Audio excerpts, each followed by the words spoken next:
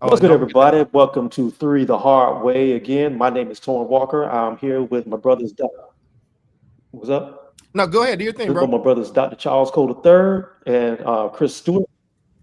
And we are three brothers from different backgrounds, from different points of view. And we do this every week, at least twice a week, to chop it up with y'all so we can have some black man's point of view about interesting topics and things that are going on. Again, if you like the channel, if you like the show, give us thumbs up, comment on the channel, show us all some love because this is something that's building. We'll be getting a really good audience going on. So thanks for chopping in. So I got the first topic today, and I'm going to be talking You about do. Shannon Sharp. I'm You going to see be none talking of the about other Shannon Negroes Sharp, to the not left so that much you are about the happy about context of this. the situation that he's found himself in, but I'm going to be talking about him. Oh, you know what, Torian? You getting a little bit of the robot, I brother. know, I know, I know, but it's got to be said. Just follow my bill with this. I wanted to talk about talk about black sexuality and talking about Is he that. roboting for you too? Yeah. Is he messing up on your end too, Chris? Yeah. He's Yeah, A roboting. you word. freezing up, Torian. Yeah. All I heard was Shannon Sharp, black Black sexuality. sexuality. Am I back? Yeah, you was just going in and out, man. We got you with you was in Okay, the matrix, okay. as you would say. Let's see now. You might have to do the thing with Okay, your picture. maybe that was the buzzword that something set off on the algorithm. Telling you, COINTELPRO's nothing to joke with. Okay. COINTELPRO will be on you. It's all good. We're giving people some time to get in anyway. It's You fine. know, Test. All I right, was give me in, some time with my new mic. I was in sounds my good. journalism bag, but it's okay. Yeah. You might need to do the thing with take your picture off and just do your voice to How about me start. now? Am I coming through clear? Yeah, for now you coming through. I can hear you. Mhm. Okay. You're gonna get that Boost Mobile sound though in a minute. How about, You yeah, ever you tried notice to how joke. there's I'm surprised I ain't heard your have you ever piracy shit noticed that going. there's some places in America where there is no Boost Mobile store? Have you noticed that? I haven't seen those Yeah. places. I haven't paid attention. Yeah. There's some places. I guarantee there's some places where you can't even find one. Not even if Torrin, you I think tried. you can give it a try now, Torrin, and fellas, don't forget to link your socials so it can go to your people. All right, let's try it again. Let's see. Okay, I got it up. It's ready to roll. Yep, go ahead. Right. We How live, so about we just couldn't hear now? Am you. I coming through Oh, robot again. clearly now? You know what? Mm, Just go ahead, just give it a try, Torrin, and I'll give you a thumb either way to let you know. But just try to get it out and we can start talking about it. Okay.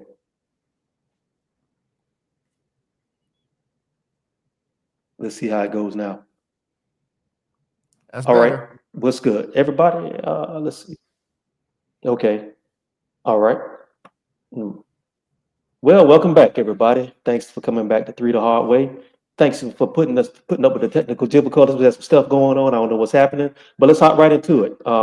My name is Torraine Walker. I'm here with Dr. Charles Cole III and Chris Stewart. We do this show twice a week. Black men talking about different topics, mostly focused on education, a little bit of entertainment, and some chopping it up. Three brothers. So let's get back into it. Apparently, YouTube didn't want me to talk about it, but I'm gonna keep it going until they kick me off again. We're gonna talk about the situation with Shannon Sharp. Now, I don't want to address this in the way that some other people have addressed this. And some of y'all know because y'all been hitting me up online asking my opinions about this, and I've been holding off on it. So I wanted to get into it with my brothers. I think I wanted to talk about this not in the context of that individual situation. I wanted to talk about it in the context of Black men, the opinions of Black men and Black sexuality, and also I'm gonna clean it up for y'all right now. The consequences of poor penis management. Here's what I mean. When you are a successful Black man, but even if you do everything quote unquote correctly, you are automatically going to be labeled and you're automatically a target.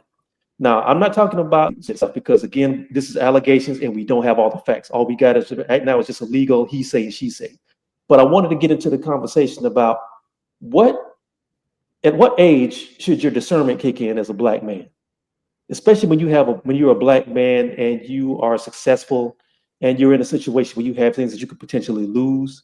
And what is your culpability when you know that people potentially may be gunning for you and you have to move in a different way?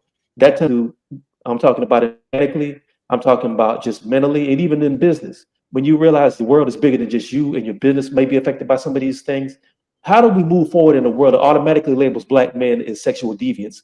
How do we move in a way where you also want to be able to have a full, healthy, romantic life?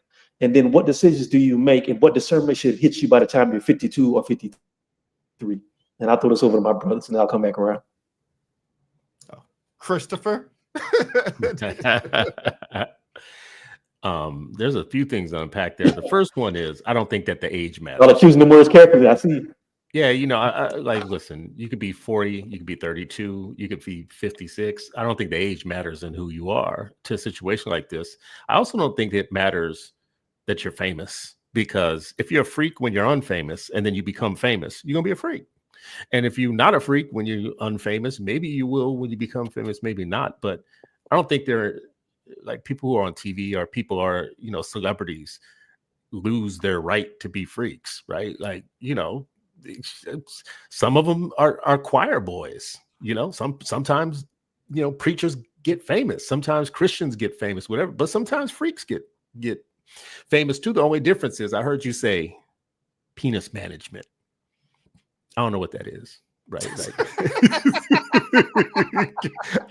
I need a definition of what that is right now, because the one thing that does change when you become famous is a number of opportunities that you have to practice your penis management.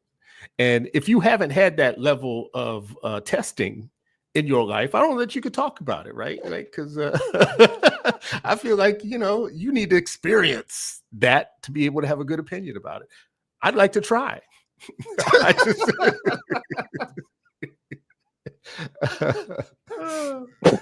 Oh man. I can pause if he's gonna give you the definitions of penis management. Here's the thing about that.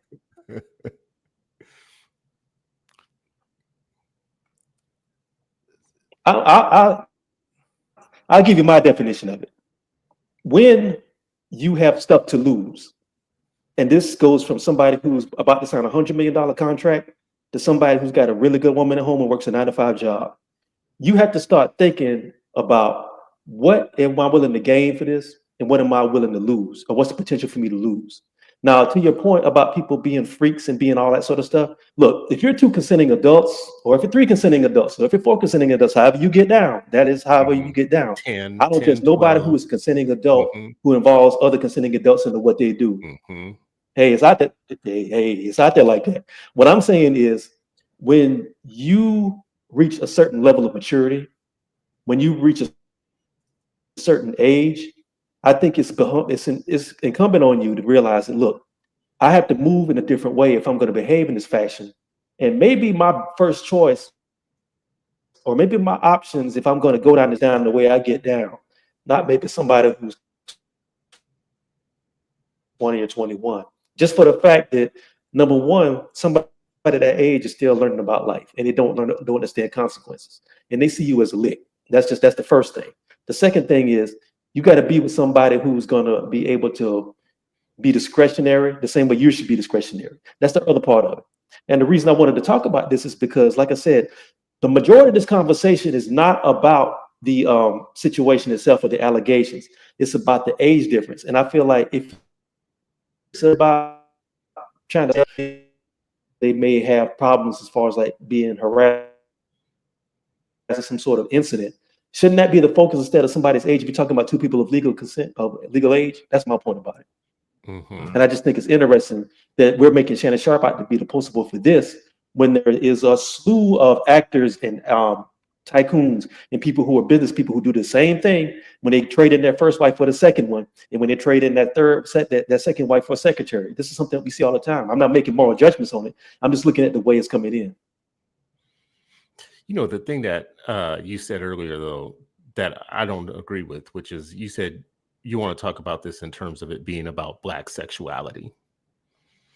And I don't know about that, right? Because if it was The Rock, or if it was John Cena, or if it was like Bam Margera from, from Jackass, or any of these other people, they wouldn't be seeing it as a story about white sexuality.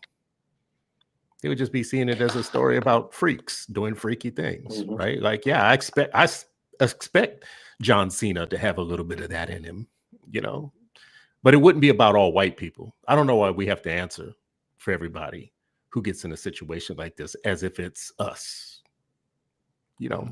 Plus, everything I read, this is all alleged. I mean, the woman, the accuser's attorney, is the same attorney. I get that for multiple other people. That attorney looks like an ambulance chaser, Right. And I think there's one thing, and I don't really like passing moral judgment per se. I get the importance of the topic, but like all this is alleged, and $50 million. When you ran to Tony Busby and asking for $50 million instead of going to the cops, I mean, she lined him up. And the reason why I struggle having these kind of conversations, because if we talk about somebody making a stupid move or something that's happening while there's like this bigger implication, people will conflate, somebody saying what Shannon Sharpe did was stupid or the position he got in with, are you culpable for $50 million or whatever? Or he was trying to settle with her or whatever. Well, listen, I'm not $100 millionaire person, right? Like when you are dealing with that type of money and the type of money that they have, lawyers are kind of trying to avoid things. And so it's a tough conversation, man. But again, I'm looking at this as somebody who is looking, and I think people that are thinking are like, oh, bro, you got lined up. Like she got you into some stuff, got you to say some stuff because y'all were doing some whatever. And then $50 million is that makes the pain go away, right? Is that what that cost? And there are real serious conversations that are now happening when like I'm watching somebody be lined up. I don't have, like you said, I don't have all the facts either. It's just a tough conversation personally. I personally don't love the combo. I don't, and I also have just been watching there's a lot of people that are rooting for this man's downfall. And it's like, all right, man, do I love Club Shay Shay? Do I love all the interviews? No. But am I proud of what that dude built independently from being for who he is and where he came from? And you become a target. And I think if we do have a larger conversation about Black people, whatever, I learned a lot about how to struggle. I never got lessons on how to be successful. I don't have that type of success in my family where somebody is like, your life is different now. You got to do X, Y, and Z. Now, again, I have what two consenting adults decide to do is two consenting adults. It's just not, once it's two consenting adults, I don't feel like it's my place to have an opinion on it. Because when Tracy Ellis Ross just said it a week ago, you know what I'm saying? I didn't have an opinion on her saying that she likes to date younger men. And the difference is one of those people had that conversation with the former the former first lady of the United States, right? And they laughed about it. So what am I going to go down the line and talk about the double standards? I think that's a tired conversation.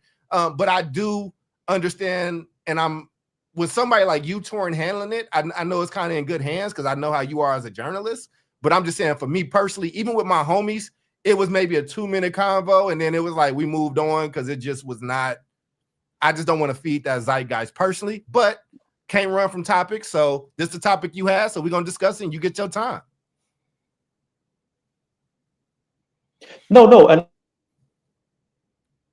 I wanted to talk about it just because I wanted to keep going. It'll catch up. Just keep going. Talk about it out of the context of like sentiment of sensationalism, even though sort of like sensationalized.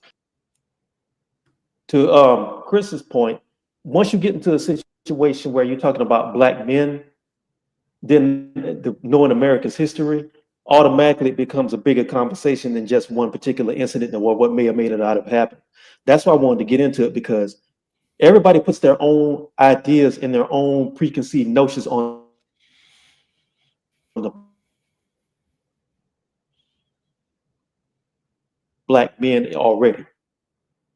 And when you have sexuality, especially when you have a sexual situation between happening, again, we're not talking about the allegations. We're not talking about something where a woman may or may not have been harmed. We're talking about the fact that this big black man in America's eyes is with this tiny white woman. And what do those optics do for the conversation about sex anyway? That's what I'm saying.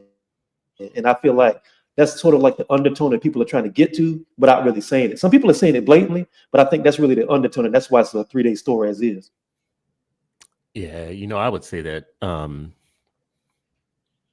I would say if there's people in the United States that are talking about incidents like this in terms of the black brute, in terms of the like black savage, right. They racist to start with. Let me just say this and I'll test it and you tell me if I'm wrong. They would be doing that whether or not P. Diddy got in trouble, whether or not Shannon Sharp got in trouble, whether or not Terrence Howard, or whoever it is, whatever, just pick a name. They would be saying that. They're not doing that because of Shannon Sharp. They're not doing that because of incidences like Shannon Sharp. They're doing that because that's in their DNA, and that's been in the DNA of the United States forever, right? So I'm feeling like more like Charles on this one. Like I'm going to reserve judgment until, first of all, a couple of things like the attorney thing got to me. I don't know. I hear some background noise. The attorney thing got to me. Her having the same attorney as other people. Just kind of the trend and the pattern. We done lost. We done lost. So we can stop talking about this now. Let's take this down right now. But go ahead. His people, we still in there. He'll be back. He'll be back. No, I actually, the only thing that I'm withering from is talking about this in terms of it being a black thing, right? Like it's a dude. It's a dude. It's a dude who's famous and had a situation. But I don't know that this is a cultural moment, like for everybody to feel like they own a part of that problem or whatever. I don't. Mm-hmm. I don't. But I would like to. I'd like to reiterate that in my lifetime. I mean, but again, you grew up in a time of a man named Hugh Hefner, and who had a grotto. And was celebrated, and it was never sued, as I can remember. Never sued that I can remember. Maybe, but it got handled very quickly if it was, and it was the stigma. I mean, again, we can have a morality talk about what people should and shouldn't do, but personally, my thing is when it's something like this, okay, what's legality? Was there something illegal? Did something illegal happen? Mm-hmm. You in the blotters now? You in the police blotters? And I think when somebody runs.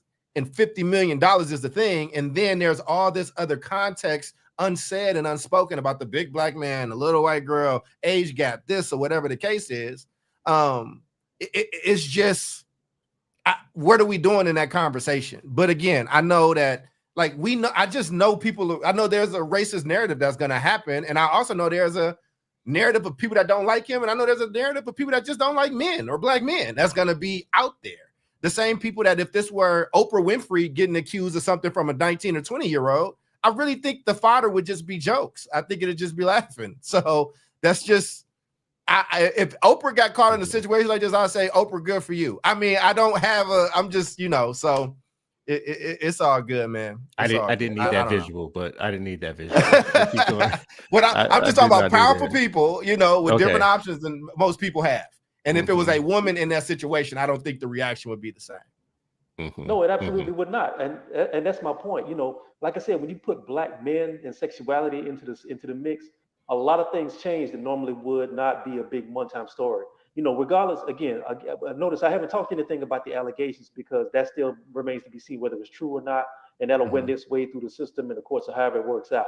My thing is, once you have this story go as big as it is, it only gets this big if you have a black male and a white woman.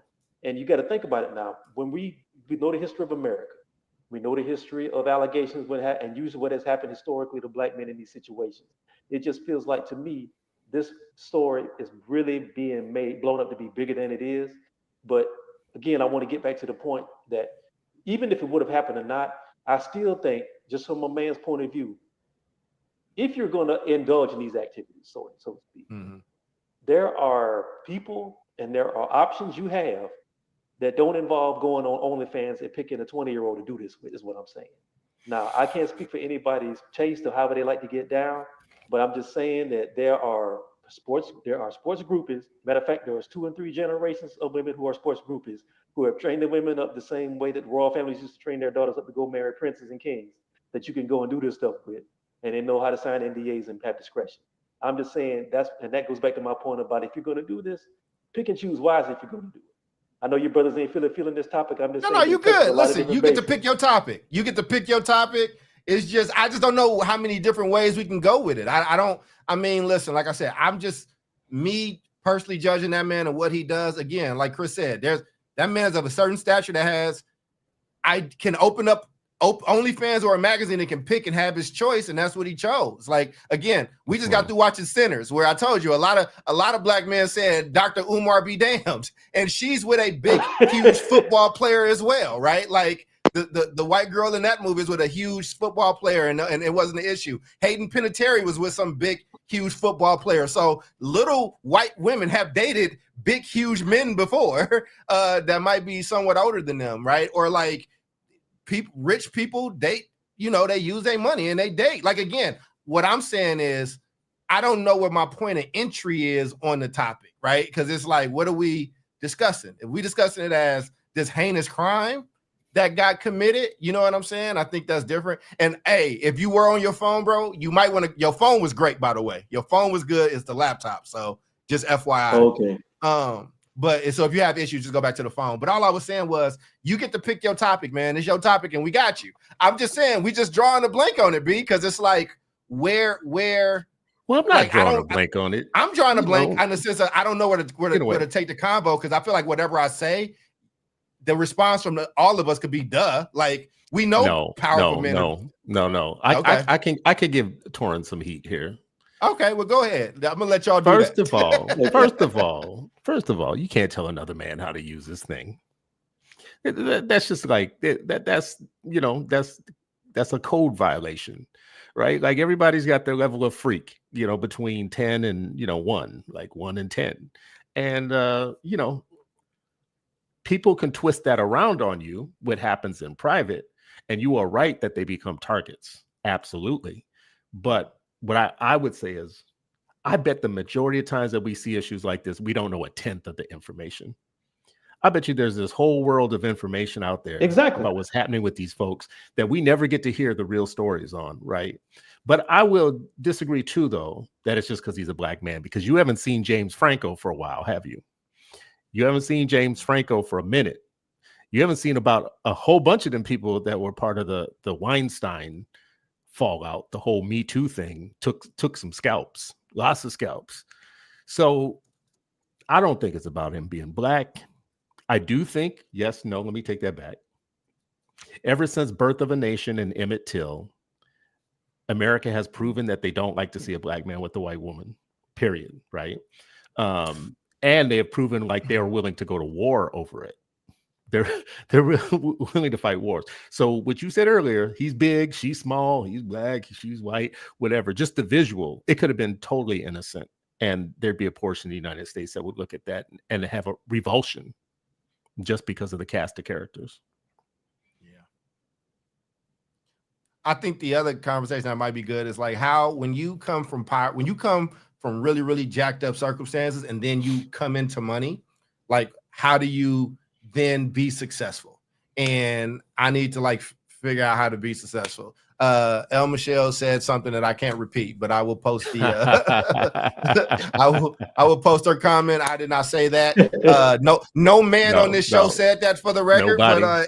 But if that is the case, then we know what they do, and somebody was doing their job, and it seems like people was playing a position, and so I think that but a bigger conversation is like, and I try to talk to young folks about this now.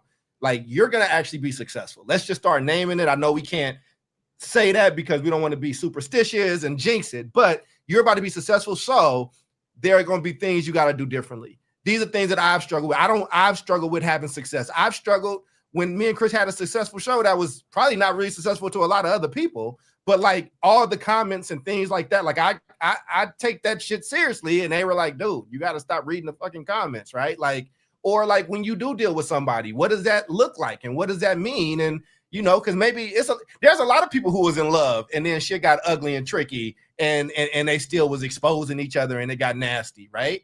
I think this case, like you said, is a little different. This person is a professional at what they do, and they've been looking at the news too.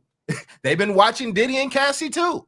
And I don't think it's a coincidence that the whispers of $100 million deal is now on the table. And then Tony in the same week has this press release out. I don't think those things are coincidental. And I think what scares me is that, and where I think there's the nastiness is coming in, is that there's a lot of people online that are very smart people, but are acting like they don't see what has happened. And I think that is just, and those are just not conversations and arguments that I think are worth fighting on the internet, because those minds are made up. This is a Rorschach painting for everybody involved. If you like this guy, then you see it like, yo, you got lined up, bro. You caught a bad one. That was stupid. You got to be smarter. All the things that people were saying. And if you don't like the idea of black men with a black woman, or rich people or older people dating younger, or whatever the case is, or just him doing it, then there's nothing that can come out and be said that will, free him in your eyes. So you know what I will say?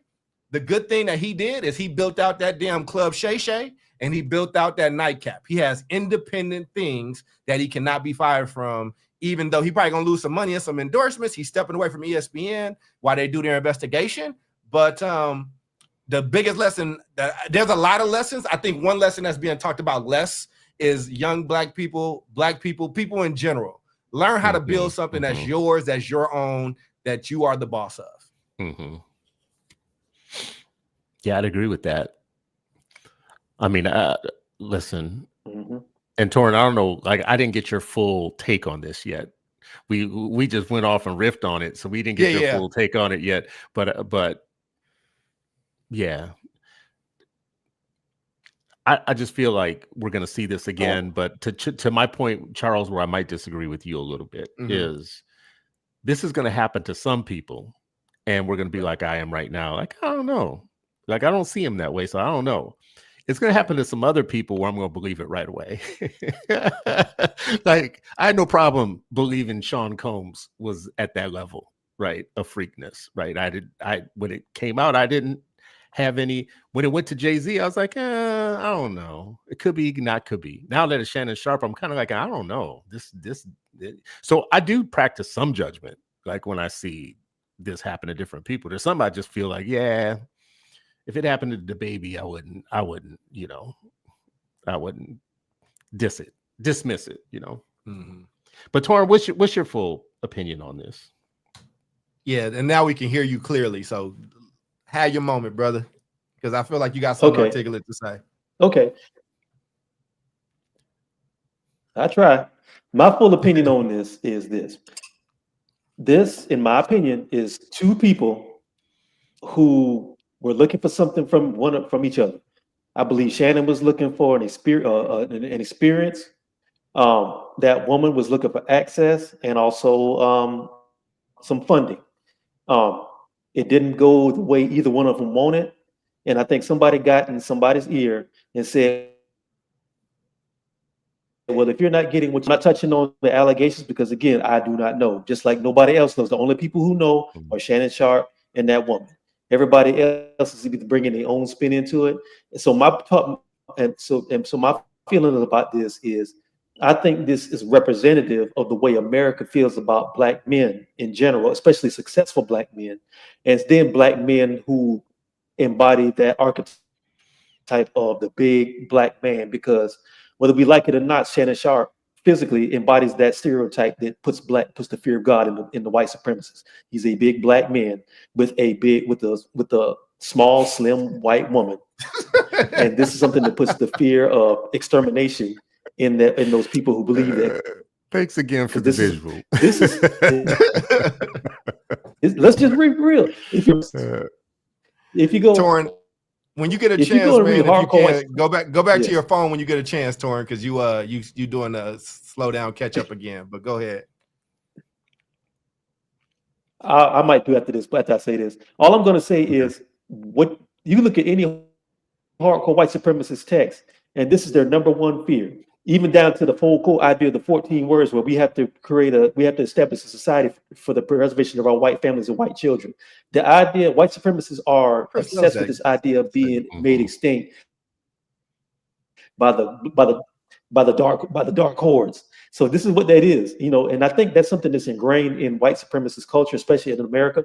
And I feel like that's really what the core of this is. Whether it washes out, whether it turns to be true or not, I think that's the core of it. And that's why I wanted to talk about it, because I think it has bigger ramifications than this 1-2 incident that people are laughing about. That's all.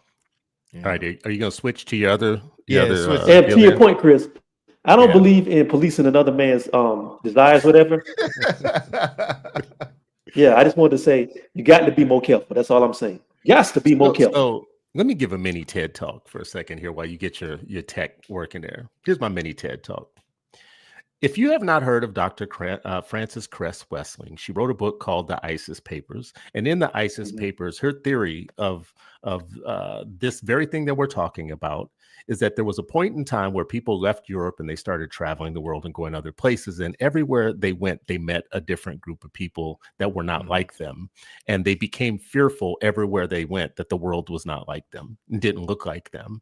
And they're the one group. This is not me talking. This is Frances Cress Wessling's book, The ISIS Paper. This is her theory. Her theory is that they discovered at some point they have a recessive gene that makes them different than everybody else on planet Earth, and it's the men that make that happen. So they took a serious revulsion to men, and that is what created in them the criminal insanity of building weapons and methods of subduing people and all of the stuff that now they're known for. Again, this is Frances Cress Wessling's ISIS Papers. I just want to keep saying that. Me. This is not I did me. not write this. I'm giving a mini lecture on somebody else's book on so the ISIS Okay, Papers. I'm back now. What did I miss about the ISIS Papers? What was this? So I was just giving the basic theory in the ISIS Papers is that some people left Europe a long time ago and they started encountering people everywhere in the world that were different than them. And it gave them a complex that they had a recessive gene and that there was no one like them anywhere else in the world that they traveled to. And it was mostly the men that made them the most afraid, most scared. And it's all for all the sexual psychological reasons that you could imagine. Again, disclaimer, this is the ISIS Papers, y'all. I didn't write this. This is not me saying this. But when you see something like Birth of a Nation, or you see an entire war fought over keeping the purity of the white woman, or when you see like Emmett Till, that stuff that I mentioned earlier, you have to go back and read the ISIS Papers and feel like, well, I'm not saying that I agree with all of it, but it's not out of the question. Right. It might not be totally conspiratorial. There might be some smoke, some fire behind that smoke. And Torraine, as we wrap up on this, man, what have you written lately? We gotta do a better job promoting ourselves too. So have you written on this, or I know you just published something? So just tell people where to go look at stuff, and if you shoot me a link, I'll put it up. Okay, yeah. Most of my writing now is going to my Substack. That's torrainewalker.substack.com. I haven't written on this as of yet. The last piece I wrote was called, what was it called? It was about Jonathan Majors. It was called Icons and Monsters, which kind of touches on the same exact story. It's basically about the idea of like the black man has to be this paragon of virtue, but that's on a probationary period. Until you do something, then you're automatically considered a monster. It's almost like you got to be Martin Luther King, or you're that old King Kong picture, Destroy This Man Brute. It's like there's no in between. So that's what the story is about. I'm not going to write on this most likely. My next article coming out on my Substack is going to be a review of Sinners. So I'm putting a lot of work into that. So look for that on Monday. I'll put the link in so people can check it out. That is Torraine's Substack. I just went to his page and found it. And again, like you said, you just wrote about this with Jonathan Majors, where we saw that brother get up out the car and run away and still lost all his jobs. And had to go and do magazine dreams to get back out there. So, I mean, appreciate you, Torraine. Thank you for that topic, man. So my topic probably won't take as long. And I have a rundown for it. I put together a rundown. I was trying to be professional for y'all, but Chris, I actually think it's going to lead right into what you have. So let me just go ahead and get it started. Right. Go ahead. So the president and the White House have been very busy this week. This week, President Trump signed an executive order reestablishing the White House Initiative on Historically Black Colleges and Universities, better known as HBCUs. The initiative aims to enhance HBCUs' capacity to provide high-quality education by increasing private sector partnerships, improving infrastructure, and expanding professional development opportunities for students in high-growth industries like tech, healthcare, manufacturing, and finance.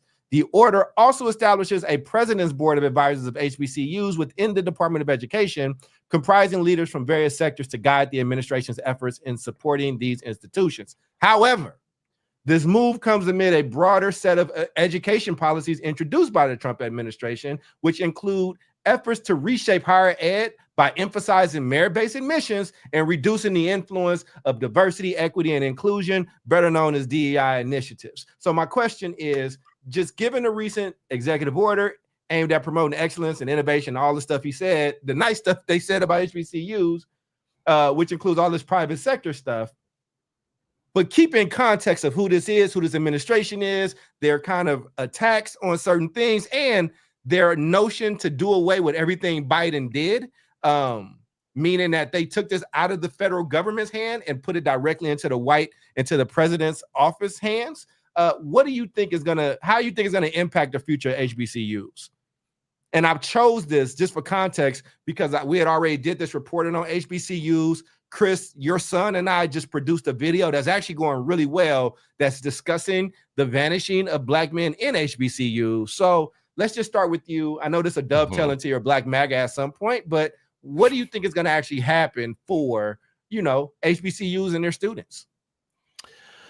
I think it's always a case of too little, too late for HBCUs when it comes to the money and the funding and the capital infrastructure that they need. I think it's always going to be for the foreseeable future. There's going to be nobody who gave more money to HBCUs than Joe Biden because he 10x'd damn near the money given to the HBCUs. But if you notice with Trump and you notice with other people that take over a country, oftentimes they don't get rid of all the cultural making institutions. They just take them over and restaff them with their own people because they know that they're culture making institutions. I'll give you an example. Trump fired all the people from the Kennedy Center. He didn't close it down though. He just made himself chairman of the board, right? So now he gets to decide what gets shown there and what not, what won't. The Smithsonian, African-American Smithsonian, they're not talking about taking it away completely, but they are talking about the vice president of the United States having control over what exhibits get shown in the African-American Smithsonian. So, the right does not do a very good job with culture. They have no culture. I know you and I disagreed on this last time, but the reason they hate Hollywood and they hate music and they hate the left and they hate the culture makers and they hate the gays and all that type of stuff is because those are the people that really, and they, and the Black folks in the street and the street culture and street, all that. That's where American culture comes from, and they can't control it. Unless they can own the record companies and they can put the vice president over the museums and they can take over the Kennedy Center and they can have control of the HBCUs because HBCUs are desperate for the influx of capital. So maybe you start putting Tim Scott in control of some things. Maybe you change the boards of some of the HBCUs. Maybe, listen, DeSantis did this in Florida. One of the most liberal colleges just got rid of all the trustees and replaced them with a whole bunch of conservatives at the most liberal college in the country, right? So I don't know. I'll wait and see the details on all of this because you can't with one hand slap a person and the other hand like hand them a candy, here's the candy. Now let me knock you out with the other hand, right? They're going after Black studies. They actually, I'm going to stop here. They want to put the African-American studies and the Middle Eastern studies of Harvard under the control of the federal government. They want them to hire a special employee just to work with the federal government so that they can have control just over those two areas of the college. Control. Yeah. It's just about control. That's interesting, man. Torraine, what say you, man? What are you thinking when you saw? And again, more details are coming out. I just saw this today. I went in and just tried to, in about 90 minutes, just tried to read and contextualize. So, just as we followed up on our HBCUs conversation, I know it's something that you care about as well. What do you think this is going to do for that sector? You know, I'm going to say something that may make some people upset, but it needs to be said. Not you. I think what is, yeah, no, I'll never do that. You never do I that. think what you're seeing, and I had a conversation with somebody. I had a conversation with somebody about this earlier on another subject. I think what you're seeing happen with the Trump administration is the culmination of policies that have been slowly creeping up to this point for the past maybe 20 to 30 years. What I mean by that is when we're talking about HBCUs, I feel like the mission of HBCUs has always been there on paper, but I feel like that mission has been diluted and it's been corrupted over the past 20 to 30 years to the point where HBCUs are no longer focused on the mission of educating Black students, young Black boys and Black girls, to go out into the world and be able to fight this system, or at least be able to figure out their way in the system, because the majority of us are Black Americans. We're not going anywhere. We're going to live here. And I feel like some of that fight that originally was built up around HBCUs from the 70s to from the 60s to the 70s has kind of gotten diluted into all these other different causes and all these other different points of view, to where it's easy for somebody to come in, whether it's the federal government, whether it's people with different agendas, to be able to come in and infiltrate that mission, to where you have so many people fighting each other over even small niche issues that you can't create a united front to go to the federal government and say, this is the mission of HBCUs, this is what we need, this is the funding we need, this is why we need it, and this is why things like this are able to happen. Now, I understand, of course, that when you have an executive order and you're dealing with a system that is already hostile to Black education already, that's always been an uphill fight. Ever since we were freed in 1863 up to 1865, there's always been an uphill fight to educate Black people. I just feel like that there had been more of a united front with some of the leadership of HBCUs.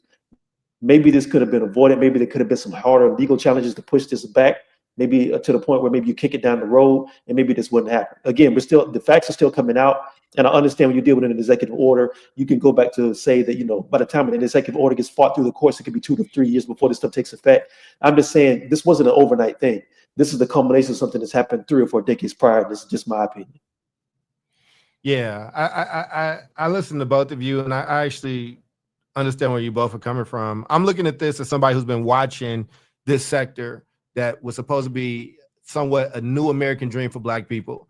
And I'm watching it as Black boys are not included in it. And as evidenced by the video that me and Josh put out, there's a lot of people that look like us that also just feel like, because they can't do it. I mean, I got to start reading comments, right?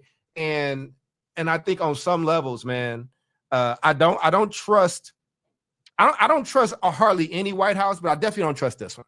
I don't think he's just doing this out of the kindness of his heart. I think that if there's a new way for me to knock this thing another peg down, and I can show and have another prop to say, I'm the only one doing this for the Blacks, like I'm the only one doing this for Black education, I think that that's the opportunity that people are taking. I also think with my agentic brain, though, that it's always like that. You have somebody that's out willing to say it. And I hope that on the HBCU side, these are some hell of a negotiators. These are people that know this, man, and can like really push buttons to get these young people in these institutions what they need, so they don't die out, so they don't become something that's unrecognizable. I think we're at an interesting moment. This is an interesting moment in history, and it's going to go 1 or 2 different ways. He's actually going to keep his word and do the things he said. Well, the word is actually, he's telling you that he's about to gut some stuff. He's letting you know, like, this DEI stuff has to go. We're about to implement merit. This is what this is going to look like. And I just need to know if the people that's supposed to be standing up for the Black folks and for Black education and academia, I will get to that side of the rent later, because academia has done some of this to itself. As you both, Torraine calls them wackademia, and Chris has pulled up enough dissertations to be like, you are not worth your salt in education. So we're all acknowledging that the sector has lost some of its luster. This is not the intelligentsia of the 60s and the 70s. This is not your parents' like institutions. But what will it be in the next few years? And I don't know if it'll be recognizable. And so I'm going to just stay watching it. I'm going to keep reporting on it because we reported on it here. It's something that I care about. I try to get Black kids in and through college all the time, and HBCUs are always at the top of the list. I've written research papers on it. And at the same time, I acknowledge that there's some work that needs to be done. I don't know what's about to happen. And for that reason, you know, I'll make sure you all keep getting facts. That's all I had, Chris. You can Yeah, segue us into Black MAGA, but let's discuss. I just want to put something on the table about this issue. In Trump's first term, he zeroed out the HBCU budget. So the budget that would have been in place for them, like 250 million or something like that. I can't remember how much it was, but it was an Obama era policy that expired while Trump was in office. So when it expired, he let it go to zero. And I don't know if people know this, but the HBCU presidents go up to the White House every year, no matter if it's a Republican or Democrat or whatever. They go up to the White House every year and they speak their piece and they tell them what they need and whatnot. They get a good deal sometimes, they get an okay deal other times. Oddly, little as it might be known, is that HBCUs are corporate America's most safe investment. So you get a lot of corporations that will go with them to say, we need this or whatever, this is good, blah, blah, blah, whatever. But he was going to let it go to zero until it was about to leak out that he was zeroing out that budget. And all he did was restore it back to what it had been previously. And he got all this press around, look at all the money he's giving to HBCUs. He's given back the money that he had taken out of the budget. And it's that type of sleight of hand that people should pay attention to. Is like, for the record, because we are going to talk about elections having consequences. If you look at Obama and Trump and then Biden, there is no world in which you're not going to notice an extreme uptick in money to HBCUs during Biden's term. He is the king now. Now, like if there was going to be a record and there was going to be a Guinness Book of Records, what a president could give to HBCUs, Biden won it. Now, he was sleepy. He wasn't tweeting about it. He's falling asleep at podiums. But I'll take a sleepy president who's boring, who gives me some money to make sure that I can educate my people, more than a flashy guy that wants to get on and talk about all he's doing when he's not really doing anything good necessarily. But that switches me over to Black MAGA, because I'm just wondering when the other shoe is going to drop. Well, and Chris, as you do that, I will promote the video underneath while you're talking. So go ahead, brother. All right. Well, listen, I better switch my hat for this one. So, okay. I got to switch my hat for this one. So, so before the election, I was going on TikTok every night and having these discussions about the importance of the election. And there was a certain set of people that would always show up in the TikTok live. The one group would definitely be the Trumpers and the Red Hatters, and they would come in and they'd say all kinds of racist stuff and y'all about to go down, and we're going to put you back in the fields and all this type of stuff. That's what the white folks would come into Black Lives and say, right, before the election. There was another group that would come in there and say, like, listen, I don't like Kamala Harris. I'm going to vote for her, but I think she's terrible, blah, blah, blah, whatever. We had a range. But in Chicago specifically, and we noticed this because several of the women that follow me who are on the show every night, who live in Chicago, I just kept having to ask them, what is going on with your brothers there? Because if there's a 10% that's going to expand and vote for Trump, it's going to be every brother in Chicago, right? And they would come in and say, I don't feel like I have to be nice about it anymore. They would say the dumbest shit I've ever heard in my life. And you could tell that they just discovered politics the day before they got a red hat, before they got a MAGA hat. And you could tell that they thought it was like some sort of hip hop memorabilia to wear the Trump stuff and to be the Trump and I'm going to be a man and all that type of stuff. And every night we would have conversations about, do you know what this could mean? If this president, the difference between these two people, do you know what the difference could be? And I feel like we are living through the difference now, and it hasn't hit everybody yet. It's starting to, though. Even Wall Street now is spooked, right? Even the big business people, Target, Walmart, and two other retailers went up to speak at the White House, and they lost all of their manners now. They're like, you got to knock it off. You have got to stop playing with the global economy, bankrupting people. There's a good chance that within a couple of weeks, there won't be anything on our shelves because of the dumb stuff that you're doing right now, right? I'm just waiting for, it was 92% of Black women, I think, that voted for Kamala Harris. And it was like 80%, 81, 82%, I think, of Black men. So still the majority. But Astronomical.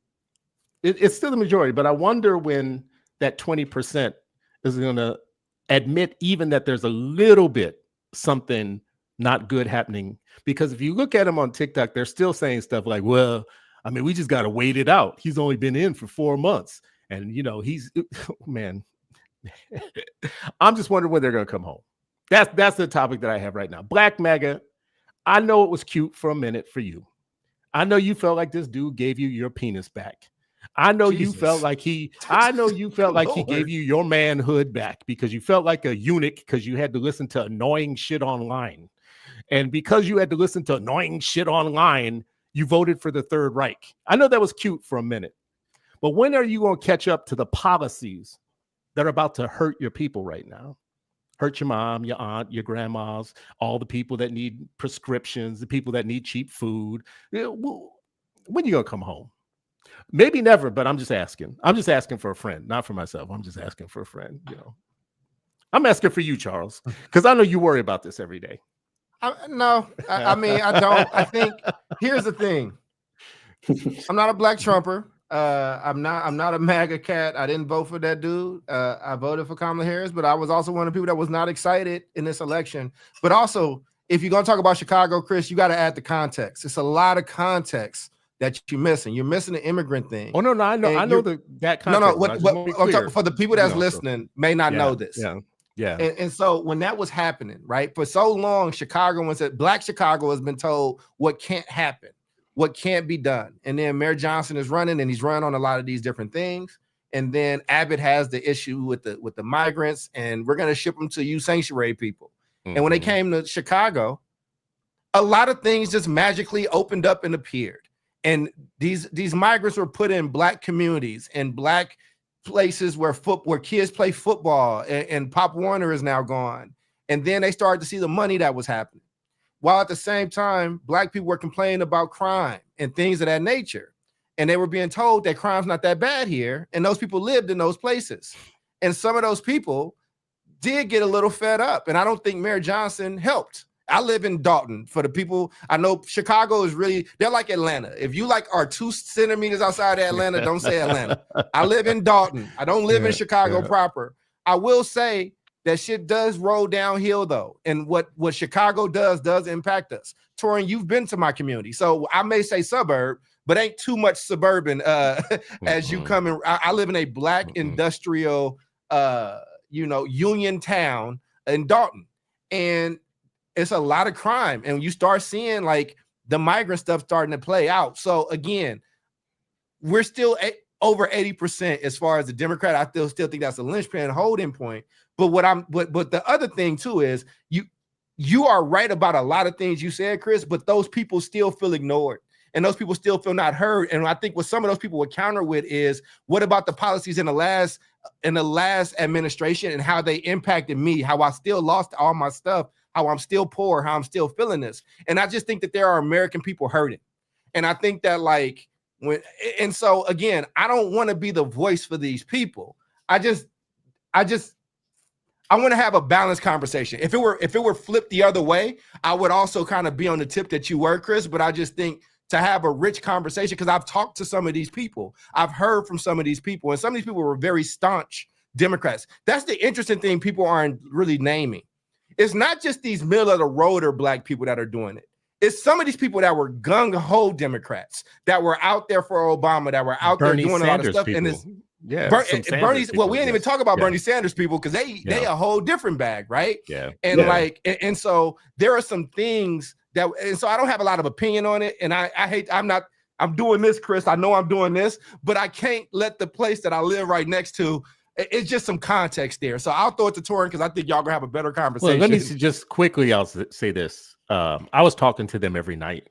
And up until like 2 or 3 weeks ago, they were still coming up in the lives, talking every night.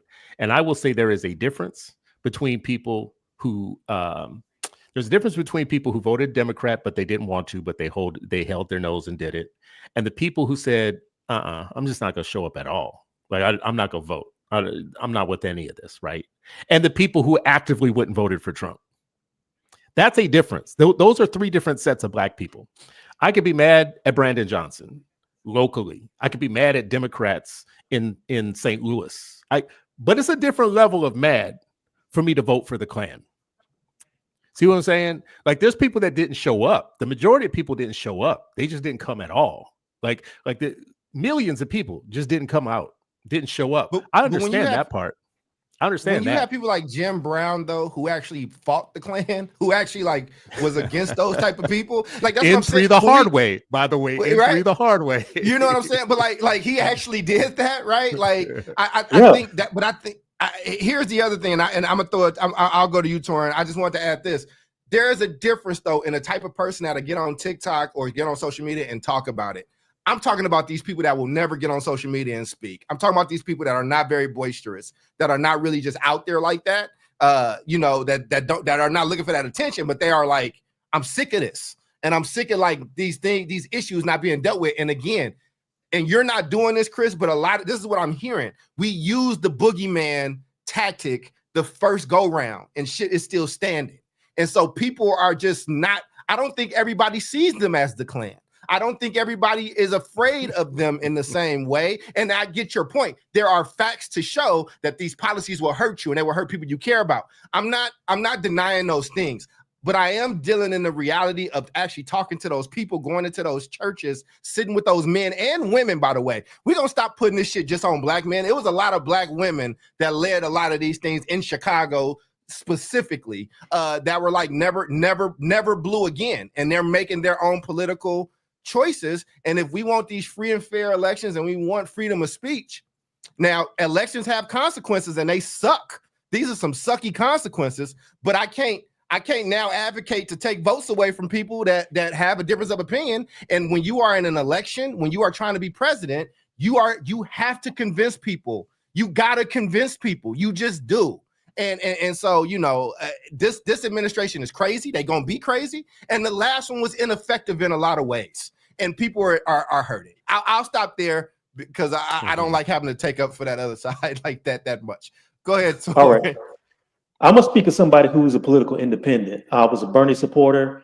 I also was a fan of what Jill Stein was doing. I think what has to happen, we have to have this conversation, and this is it.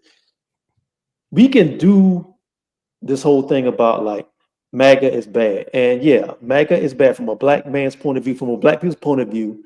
We can see that some of those policies absolutely are not good for Black Americans and people in general, for the most part, unless you're a wealthy white man. The fact still remains that if these policies are so bad, and if this party under the leadership of MAGA is so bad, then why did they lose 2 elections in a row to the party that's supposed to be the people that are supposed to be a savior? I feel like there's a messaging issue that's at hand, and I also feel like people hear the messaging, but they also go back home and they turn off their phones and turn off their TVs and look around their surroundings. If you want to know how the policy is affecting you, there's no better judge than going outside your front door and looking around and seeing what that looks like in a district that's been Democratic for the past 40 years. I think, like Charles said, people are tired of lip service, and I saw a lot of this, and it wasn't just online because I was doing some of the same stuff too. Mm-hmm. People are tired of being told what to think, and they're also tired. They also feel like they're tired of dealing with this whole idea that comes out of Oliver, like you should be happy for the gruel and the scraps you get, and if you ask for more, then I'm going to drag you by the ear and take you up to the front because you're asking for too much. People only have so much patience for that sort of stuff, no matter what party it comes from. And if you're constantly seeing that the party that you've been constantly voting for, that your parents voted for, maybe even your grandparents voted for, are still getting the same results, you're going to have a change at some point. And I feel like there was a lot of arrogance in the DNC. There was a lot of arrogance in the messaging. There was a lot of condescension in the messaging. And you can only do that for so long until people tell you to go fuck yourself. And I'm going to either sit down, which was what a lot of people did. I know, Chris, you're talking about Black MAGA, but I think most people I think we got here not so much because of Black MAGA. I thought we got here because of Black Couch. A lot of people who would normally voted just said, no, I'm not getting up that day. I'm going to sit home because I'm tired of this. I'm tired of these same results. I'm not a big fan of Trump, but I'm not a big fan of Biden either. I'm not a fan of Kamala. And I feel like maybe I want to explore a third party, and I get shouted down and totally shut the hell up by people who are supposed to be in favor of free and fair elections. So y'all figure it out. It might not have been in their best interest, but you underestimate people being fed up at your peril, and this is what we get. So the first thing I'll say is I put all those people you just mentioned in different buckets. I put the people who sat on the couch and didn't go to vote at all in one bucket. I put the Jill Stein voters in another bucket. I put the hold my nose but still vote for the person I don't want to vote for, the Kamala Harris. I put them in another bucket.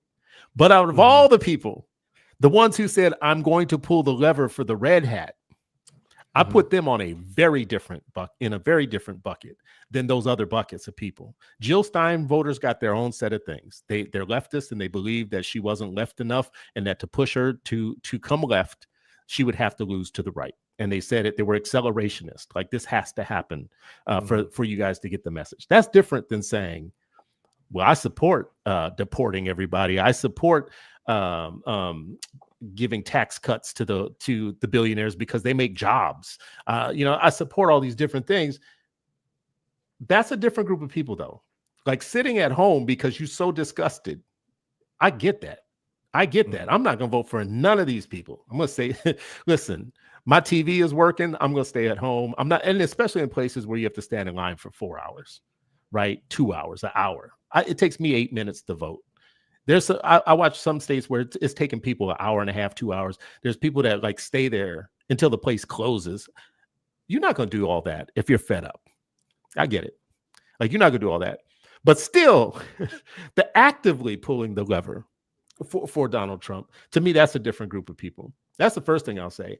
The second thing I'll say, and y'all have heard me say this before, you could be as mad as you want to be because you didn't think your one pet policy didn't get pushed through. But if you don't know all of the policies that did get passed through, and if you don't know what actually happened, then you're talking out of ignorance. Because what the Democratic Party is telling you every go round actually comes true. They're not talking about a boogeyman. They're talking about a policy set that is going to hurt you. And right now, as we're having this conversation, there are people in the United States who are all up on the social media crying. They done lost their jobs. They're about to lose their farms, right? They can't sell any soybeans. You got red state Trump voters now turning on him because they're losing material things. They're losing things that they would have had. And this isn't black folks. This is white folks losing their farms, losing their businesses, losing their jobs, right? So that he could give tax cuts to Elon Musk. And now, if you look at it as of today, I get that. MAGA's poll numbers are way underwater. Way underwater. Like my man, he done ruined. I've never seen somebody stealing third base from home like he has. Just haven't never seen it. And now all those people are finding out. This is the boogeyman. 2 weeks from now, you might be seeing a different economy than the one we have known our entire lives. Go ahead, Torraine. I'm letting y'all go. I mean, again, I like standing in the middle of y'all. No, I get that. But here's my point, though. Okay. No. Oh, good. No, I get that point. But my point again is that messaging, whether we like it or not, and I'm speaking to somebody who's a media professional, all that can be true.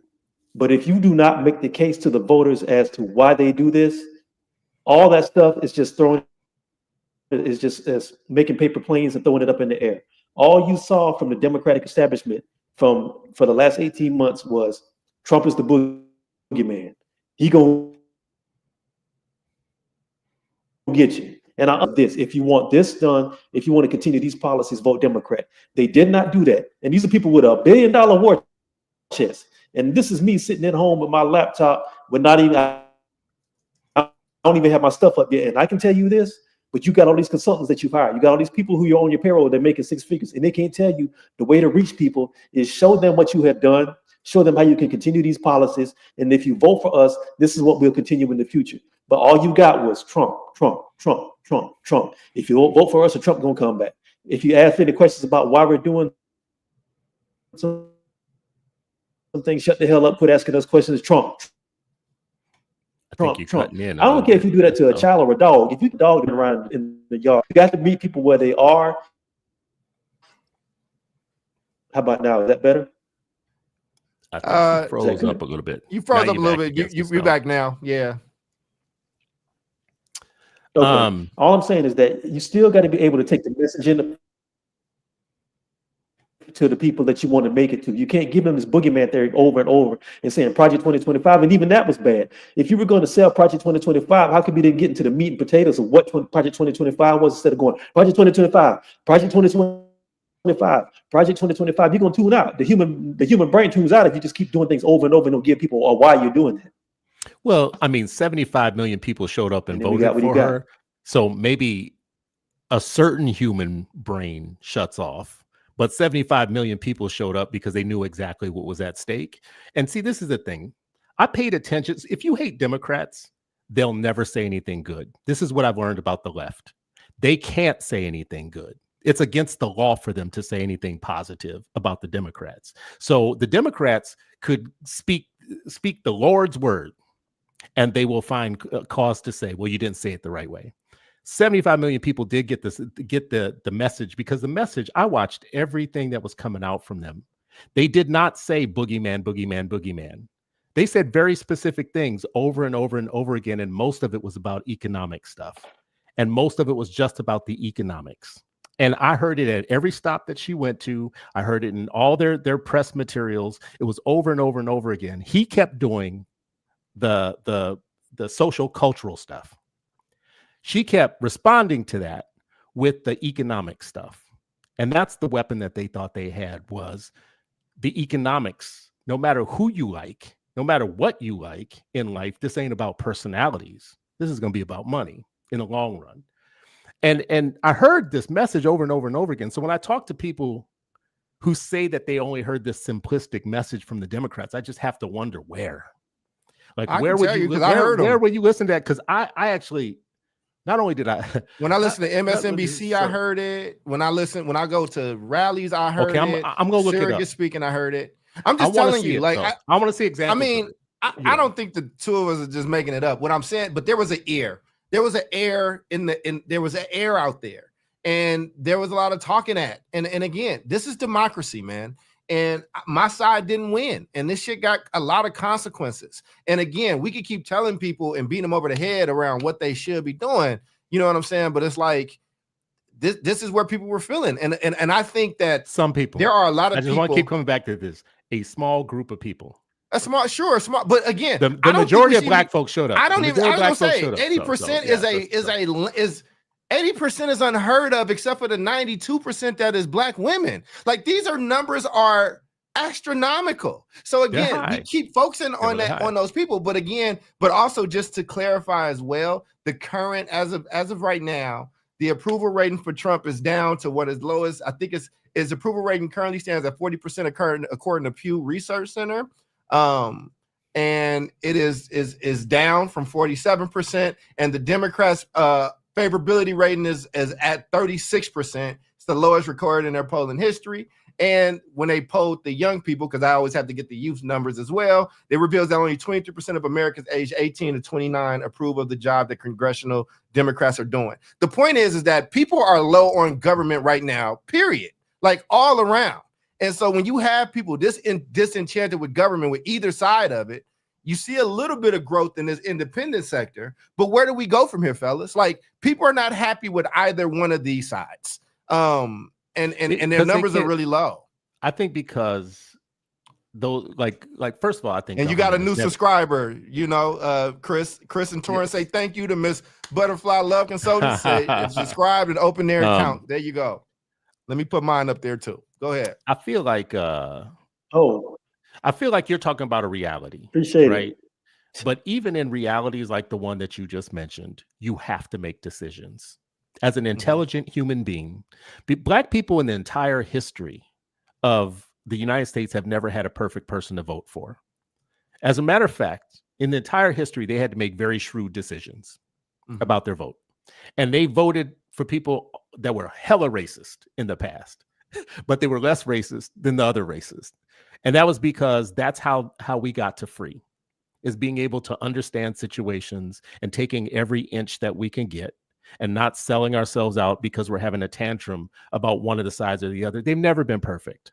Never been. Lyndon Johnson was a screaming racist. Screaming racist. Absolutely. Right? Probably better than some of the stuff that he was running against. Right? this is like a reality for Black folks that isn't new.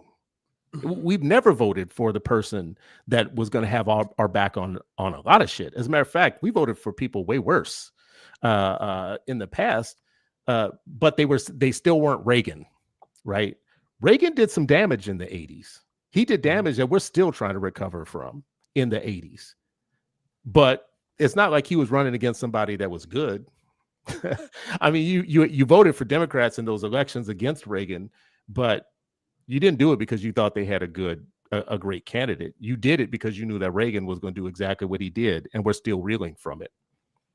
All that war on drugs stuff, right? Government always has been after us. They've always been after us. But that war on drugs was like turning it up a notch. Mhm. That was like sending it up a notch. There are Black families that still haven't recovered from that. That was a consequence of Reagan. I will say this: the tenor across the country has been extremes, and there's been extremes on the left and the right. And I don't like either extreme. I think that the extremes, I think those squeaky wheels got a lot of oil. And I think that the vast majority of people are more so somewhere in the middle. I just really do think that. And I think that what happened is the extreme messages from the left and the right got played a lot. And the right people were okay with their crazy people because they just like, we just need y'all to vote. But I think that when you have Black people showing, I think I'm crazy. telling you, I think they consider crazy. I think fiscal conservatives look at them people like they crazy and like they white trash, but they want the vote because the vote counts the same as theirs. That's they what get I the think. Assignment. That's true. That's what assignment. I think. But I think, but at the same time, I've seen people hurting and struggling for the last 12 years in both of these administrations. I've seen people be told that their life is better, like somebody told them, like, your life is better now. And they like, no, the fuck is not. Or they're like, I'm bringing you this book.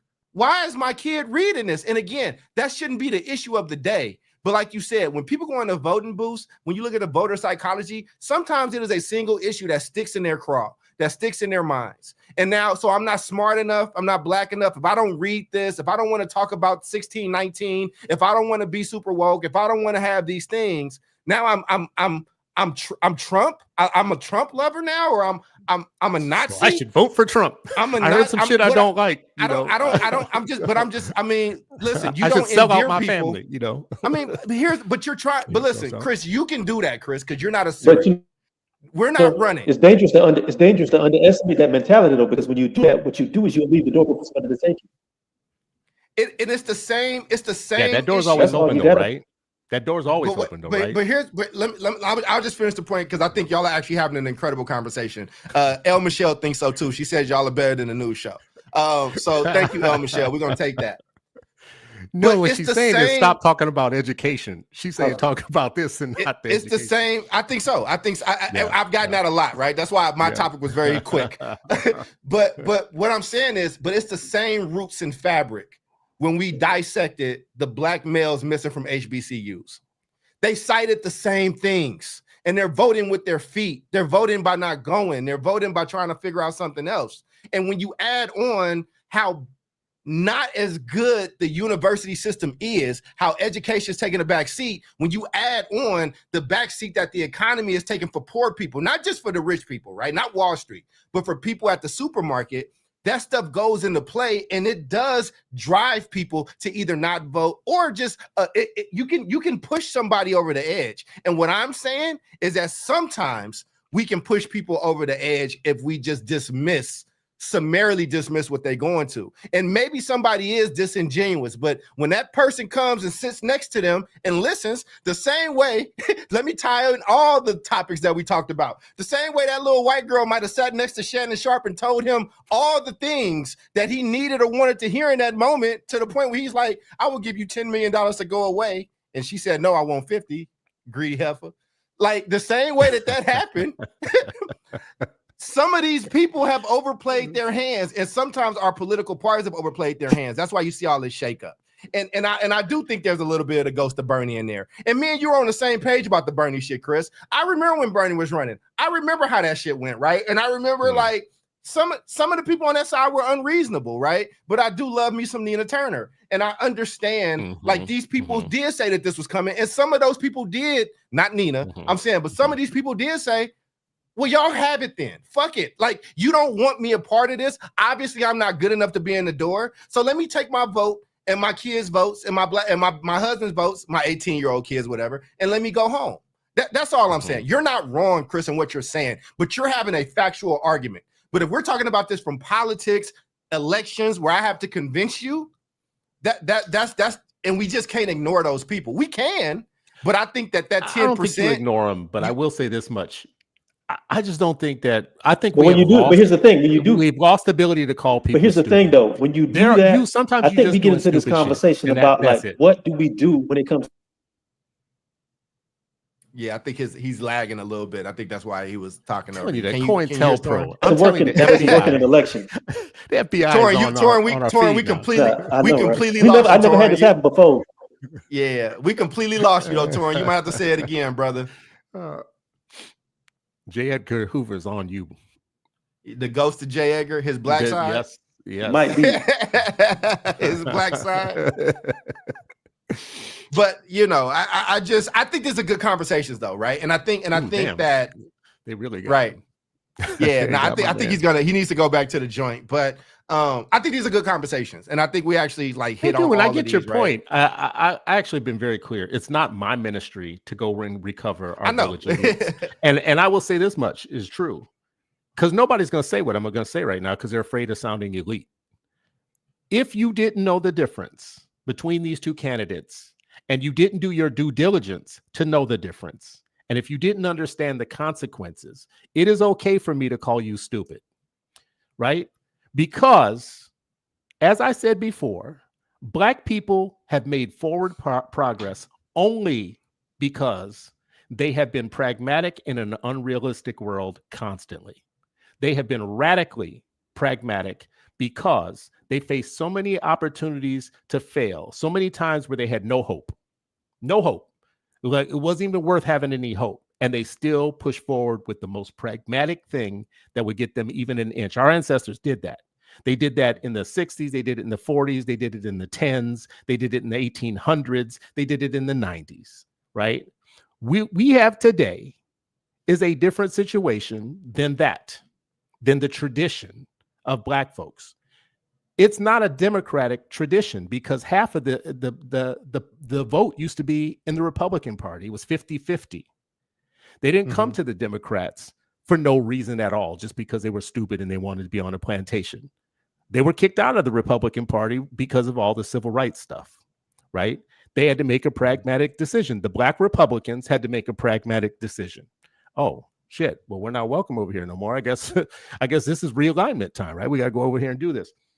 I'm only making a point right now that the majority of people do understand that we're not talking about a large group of people. And I think it would be wrong for us to believe that every group of people have a percentage of dumb people.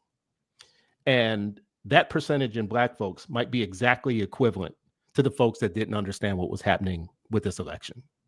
Now, I know I'm not supposed to say that. I'm just not supposed to say that. And people love things you're not supposed to say, right? Like, you're not supposed to, the pronoun stuff and all that type of stuff, whatever. Well, I'm just going to say it anyways. Well, then I'm going to be Andrew Schultz here. I'm going to say the thing. I'm going to be the thing that nobody's supposed to say. We're not supposed to say what I'm saying right now. We have some ignorant in our village. That's the Andrew Schultz moment right there. We're not supposed to say it at all. What we're supposed to say is, nah, these brothers, blah, blah, blah, blah, blah, blah. Nah. You say that when I'm not losing my job because of the president. Right.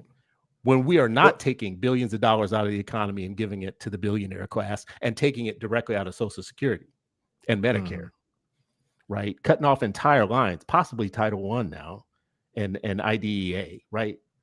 Man, please. Well, if Chris, you don't know you gotta, that, I was gonna say, I mean, we do want to encourage the group interaction, so we got to get you higher because I don't like I don't want the thing keep cutting off your face, man. You know what I'm saying? Let them see that Let them see that Creole mug, brother. You know what I'm saying?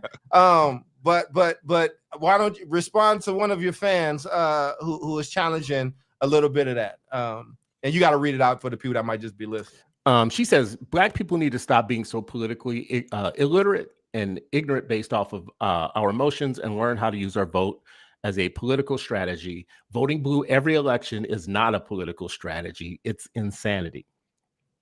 And I would say, I'm going from my phone. Are you back? Forward. I'm okay. What are you on now? What are you on now? He's on the phone. He on the phone. Is he on the phone? Okay. You're on the phone now, right? Yeah. Stay It on the looks phone. good brother. though. Yeah. The phone looks great. You Yes. look so much better and sound better on the phone. Yeah. What kind of phone is it? Say what now? What He kind got of Android. is it? You got an Android? Yes, sir. He be messing up the group chat. He be messing up the group chat, you know. You the one with the wrong bubbles. All right. Okay. Ooh. You messing up the chat.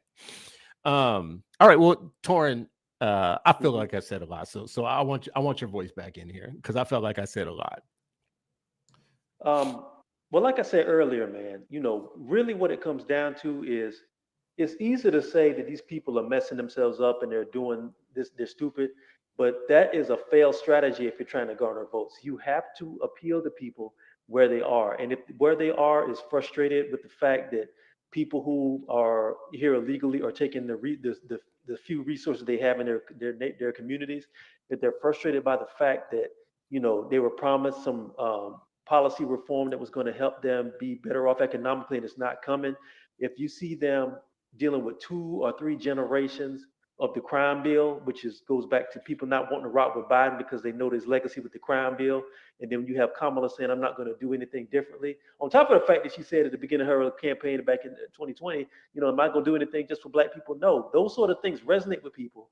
And they either do one or 2 things. They either completely tune you out, they sit home, or they do a protest vote. Like you say, like some people who were Black MAGA, I think a lot of people who voted for Trump didn't really like Trump. They saw him as a protest vote. And they said, I'm so sick of being taken for granted by the Democrats. I'm going to go over to the farthest extreme and I'm going to send a message that way. Now, was that a smart strategy? That remains to be seen. Are they going to get anything out of it? I doubt it. Remains to be seen. Yeah, I'm just saying. I'm just saying. I'm doubting. You got to see. Let me finish now. I'm just saying. Are they going to get anything out of it? I doubt it. But what I'm saying is, if you don't contend with these people, especially in this time frame now where elections are really decided on the margins, we're in elections now where 1 or 2 percentage points can decide whether somebody goes to Congress or if they stay home. These are things you have to contend with. And if you contend with them from a place of arrogance and you contend with them from a place of condescension, you're going to have these same cycles going over and over and over. And the Democratic Party as an establishment is going to continue to dwindle and dwindle until it becomes non-existent in the point. I don't think we can let them hold that over our heads. Just because they're stupid, I don't think they get the right to say to us, "You'll never win without me." Like it's the color purple. All right, listen. I know I'm not supposed to say that. I know I'm not supposed to say that. So I'm gonna keep saying it because I know I'm not supposed to say it. Right. The right thing to say is to have all this empathy for people who don't know shit about the thing that's determining their lives. Right. Like the crack epidemic. You have a book. Crack Baby Residue. That was written about crack. How did crack come to the community? How did it get there? Right? Let's talk about the policy implications. How did that get there? Why did it get there? And where did the money come from and go? And how did, just as the entire bottom was falling out of Gary, Indiana, and Chicago, and Milwaukee, and all these like union towns, all of a sudden guns and drugs showed up? How did that happen? Who made that call? Like, where was that coming from? And how many generations of people did that affect afterwards, right? Your book is called Crack Baby Residue, right? The residue part, to me, is the part that sticks out because we're still not done with this, right? Right. That was a gift that keeps on giving, right? That was a gift that was determined by elections. That was a gift that, and everybody was saying it before Reagan won. Everybody was telegraphing what he was going to do, but he put out these commercials about, how beautiful it's going to be and the shiny country on the hill, and we're all going to get back to work. And people did get back to work for less money, without any worker protections. A lot of them lost their jobs. Anyways, I don't know. Chris, come in I the know I'm frame not a little supposed bit. to. You cutting off half your face. You the more excited you get, the more we lose you. That's because I'm trying to stay out of the frame as I say the like, things I'm not supposed to say. He's Right? like, You see what I'm supposed to all say? right. Yeah. Anyway. I mean, I know we can start closing up soon. And fellas, we got to make sure that we actually promote the stuff that we do, because we do stuff and we need to do that. We're giving people something free. They can go support these other free things.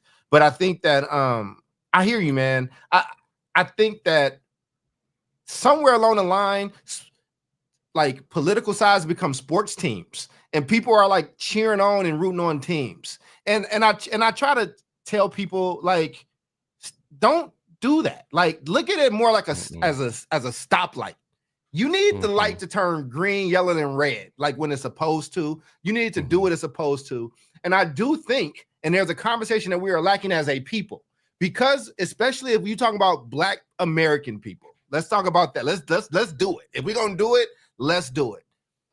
There is a conversation about where we are looking for love. And every single one of these conversations is like, somebody looking for love in the wrong place. Shannon looking for it in the wrong place. These HBCU leaders is looking for it in the wrong place. Shannon wasn't looking for love. He wasn't looking for love. He was looking for his version of love. Let that man love how he love, right? I was about to say, we let Tracy Ellis Ross love how she loved. Endorse it. So, if Tracy can love how she loved, then he can. So what I'm saying is, but because that love is lacking in a lot of places, we keep expecting these leaders to love us. We keep expecting these parties to love us. And they keep telling you and showing you that they do not love you.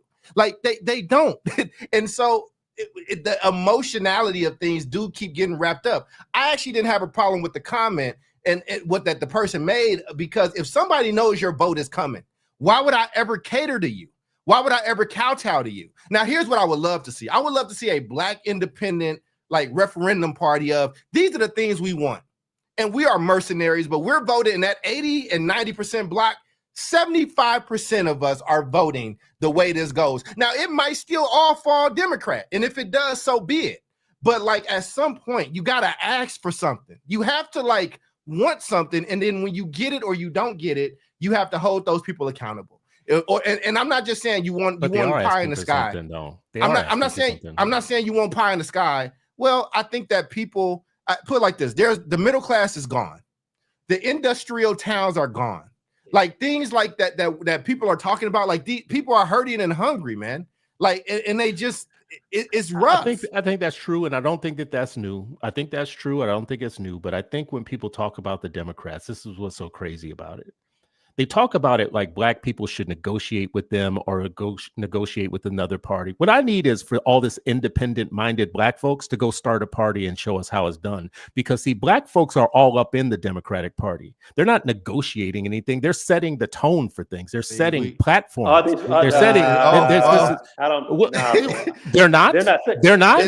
No. They're not. One or two. No, listen. Let me. So next time we come on the show, I will bring you a list of bills. He's not saying no. A list. Coming from Black people. You're about to take us into a boule conversation, and we just gotta meet you there. No, I'm not. Yeah, that's not boule, because a lot of these people are working class. What are you talking about, brother? What are you talking about? The Democratic Party is full of grassroots people. Brother, calm down. Calm down. No. Let me calm about this. He said no. Calm down. Hey, y'all. And Torraine, I'm gonna throw it back to you, Torraine. Let me grab it just a second. For the record, people, I am the only Democrat on this panel. I just want people to know I am the only one. Card-carrying member, actually was in leadership for 3.5 years. With that being said, go ahead, Torraine. What I'm saying is, figureheads and people in positions in the DNCC, that does not mean that they're setting the agenda. They set the agenda of the DNC sets the agenda. They may put a Black face in front of it, but that is different than having an agenda that's going to speak directly to the working class. The people you're talking about are people in these societies. I'm not going to get into my tinfoil hat stuff because that's a whole nother conversation. These are people who are already elites in their profession, and they're already in a position to be able to be policymakers in that system. But they do not, and I've talked about this more than once, a lot of times those people are disconnected from the poor and the working class, not just Black people, but white, but poor and working class people in general. And because you had people who were poor and working class who were telling you, look, we need solid economic policy.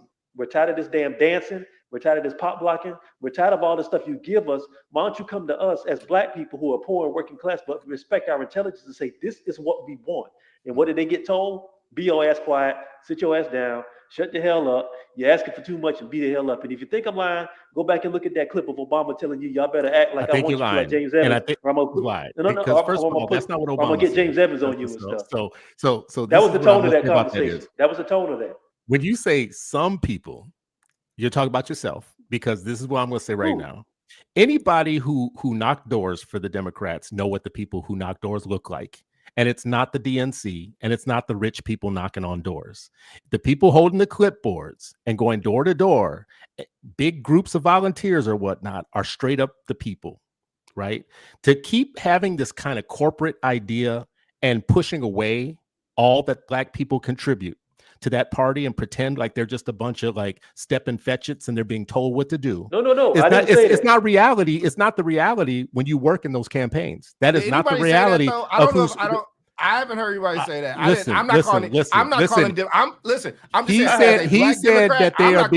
He said they're being made the face of somebody else's policy. That's different than being a step and fetch it. Being the front man is not the same as being a step and fetch it. Well, I mean, I look at Tim Scott as a front man. Tim Scott can only say what the Republicans want him to say.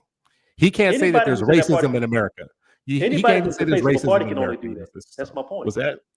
Anybody who's the face of a party and representing that party can only do that. That's my point. Yeah. This is my point, though, is I'll go ahead, Chris. I'll go after you, brother. It just looks different on the ground. This is my point. It just looks different on the ground. And when I say 75 million people showed up, that wasn't 75 boulets showing up.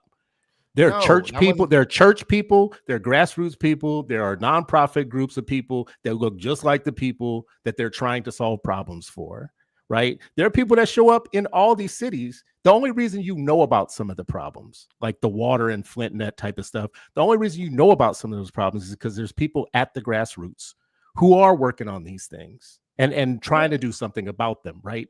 And Democrats are not some foreign body. Like, they're part of the body, which is why in Michigan and other places, you get bills to address those things specifically. And then you get people to show up to support could have won. If Democrats could have won, Michigan would have been nice. I will say this, though, talk to the Muslims. Here's what I'll say. Or the Arabs, I should say. Not Muslims. I would say this, though. They're kind of busy. They're kind of busy trying to send people to their blown up kids. So, I mean, I understand why I don't want to catch none of those strays that either one of y'all just dropped. I will say this. One, I will clarify what I was saying because I don't want that on my jacket about who I'm talking about when I say the boule. And then two, I'm going to tell you a few Democrats that I'm really loving what they're doing. And I'll tell you why. First off, when I'm talking about the boule, I am talking about people that other people see and get and help them form their opinions. I'm talking about when you're watching MSNBC or you're watching like CNN or people that are the folks that maybe people in mass are seeing and getting their messaging from and being called stupid from. The same way I don't like these like super MAGA people on Fox, right? That's more so who I meant, or the people, the few that they give power and power positions, and then we already know what they're going to say and do. That's that class of people that thinks that they're smarter than you and that they need to tell you how to vote because you're not smart enough to make that vote. That's what I'm calling boule. Secondly, I like what I'm seeing Shapiro and Pete do. I'm really enjoying them. And let me tell you, I've been seeing these cats make the rounds. I've been seeing them talk to people. And they've taken off they cool. Like they might have a suit, they might not, but they're sitting down. And I think Pete is good at it because he was in Indiana. And I think Shapiro's in Pennsylvania, but I think that they're able to have these conversations with people and speak to their pain and like listen and then not talk over them, but do exactly what you want them to do, Chris, and like lay the record straight, but they're laying it straight with them in context. And it's just like, let me tell you how this is actually going to impact. I know you don't think this impacts you, but let me tell you how this is going to impact you in the long haul. And I've watched people soften. I've watched people be like, tell me more about that. Like, because you have to deal with what people are feeling and experiencing to like have them listen to you. You can't lecture a kid that hates you in the moment. You got to like really understand and listen to them. So, I know you say sometimes I get into the thing and I don't say what Democrats are doing well, but I think this new ground game where they've kind of seen what the other side have done. They said, you know what, I can do that better and I can do it telling the truth and I can connect why these are our values and I can have a conversation with you. But I like that they're going out and touching people. I like that they're not having this highbrow conversation, that they're meeting people in grocery stores and being like, let's talk about this. And so I just wanted to make sure, because you gave me some good critique and criticism when we were on TikTok. None of these people saw that. So I want to just say, I wanted to give, but I like that. And I think people go out there and touch people, go have conversations with people and interact with local government, because local government doesn't usually, sometimes it does, but doesn't usually devolve into Republican Democrat because the issues are so localized, right? It's like school boards, like, it's like, yo, like, what do you want this policy to be? So I would tell people that's not used to this, start smaller, start with your local, and like, you can impact things there. This is why I love Killer Mike, because he gives people marching orders on how to get engaged and how to get involved, because an issue that's happening in your town in Minneapolis versus what's happening in my town in Dalton, they might have some similarities, but they're very different with what we're going through, right? So I just wanted to say that, but I do love this conversation, even though and thank you to the 650 people that are live with us, by the way. Keep liking, please comment, and please share. Yeah, I just want to say something too. I want to say something too. I agree with everything Charles said. And even though me and Chris disagree on this, I want to make this point. And I want to say this before I say this. I'm not saying this like I'm trying to find people in the Democratic Party that I'm trying to big up to try to cover something. I'm saying there are people in the Democratic Party who I do respect and are doing good work. There are sisters like Yvette Clark out of New York, the brother Hank Johnson, who I actually know out of ATL, does a lot of good work from DeKalb and everything. There are people in the party who are doing good work. The issue is when you have people in the Democratic Party who are connected to the grassroots, the minute their ideas and the stuff that they do take, they try to kick it upstairs, and then it goes in the committee, and we all know committees where good ideas go to die. That's some of my issue. And I think part of the issue is the Democratic Party, if it wants to be viable, you're going to have to devolve some of that power that they have in the executive committees and start devolving some of that power to the people on the grassroots and give them access and give them ability to be able to move on some of this stuff. I'm not saying everything, but that's the only way that's going to work, because if you keep on with the way you're going to go, you're going to get the same thing you're going to get, which is losing elections, or you're going to get people who are just completely shedding the Democratic Party altogether, and they're going to go independent, which I actually would hope happens. I want to see more independence coming. I would love to see a third party revert. I'd love to see a third party in America. But what I'm saying is you got to have to stand on what you believe in and stop chasing that MAGA voter, because if you notice, a lot of the Democratic establishments has dropped a lot of that stuff that they were campaigning on up until November the 4th. You notice they dropped a lot of the trans stuff. They dropped a lot of the gender identity stuff, to the point where you see them starting to sit down with people like who's the governor of California? You talking about? Oh, you talking about Newsom? Like Newsom sitting with people. Yeah, but not just him. You see a lot of people who was hardcore on the far right, or at least as far as the Democratic Party was going. They're starting to sit down with Charlie Kirk and people like that, who they used to call the enemy. Now you see the way that's going, right? At the end of the day, they want to win elections and they want access. So I'm saying, until you start bringing more people from the grassroots in and start talking about meat and potatoes issues, this is going to be a continuous cycle going over and over, and it's going to be a loop, and it's going to be the same thing. So keep on calling them stupid, Chris, and you're going to get the same result. No. I mean, listen, this is what I'll say about it. First of all, they are stupid. They're incredibly stupid. I'll just say this, and you know, like this thing that people think they're going to hold over the Democrats' head, like, all right, if you don't come into me and say the thing that I'm supposed to say, you're going to keep losing. Listen, they lost this election. You lose elections sometimes. They won the one before. They lost the one before that. They won the one before that twice, right? So this is the way the world works, and you can't have certain groups of people, because you know, black folks aren't the only people that are trying to say this about Democrats. You lost because you didn't do the trans thing enough. You lost because you weren't socialist enough. You lost because your policies were too right-wing, right? It's a Rorschach. Everybody can take a loss and say you lost because you didn't go left enough. You went too far right, or you didn't go left, or you didn't go right enough, and you only listened to the crazies on the left, right? You have Democrats saying that she lost because she gave in to the left too much. Right? She went too far left. That woman tried to avoid the trans issue at every stop. She tried to not talk about that. Trump talked about it endlessly. She tried to not talk about it at all, to the point where those people were mad at her for that. So this idea that you have people that never won anything want to give advice to the party that is actually in the game. Black folks, if you want to go play around with a independent party, I'm all for it. I might join you because I'm an independent. The only reason I vote for Democrat this time, because I don't vote for Democrats. The only reason I did it this time was because I had a calculated, practical analysis of what could be bad for me, right? I don't know that I'll do it again. I don't know that I'll do it the next time. So I want people to understand this clear. When you listen to me right now, I don't vote for Democrats. I don't. I'm not a Democrat. I'm a Green Party member, right? And was a libertarian, right? Giving money to those libertarians. Parties. I didn't know you left them. You I left the Libertarian Party. I left the Libertarian Party and went back to the Green Party. I got my libertarian value still, though. Damn it!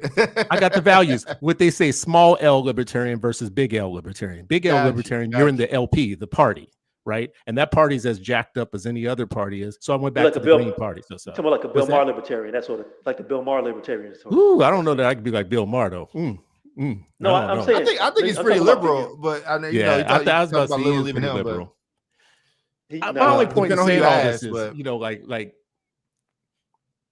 I think at some point the people also have to meet the party halfway. You have to show up for some stuff, right? You can't just talk from the sidelines about if you don't give me what I want, I'm just not going to pay attention or I'm going to do bad things to you.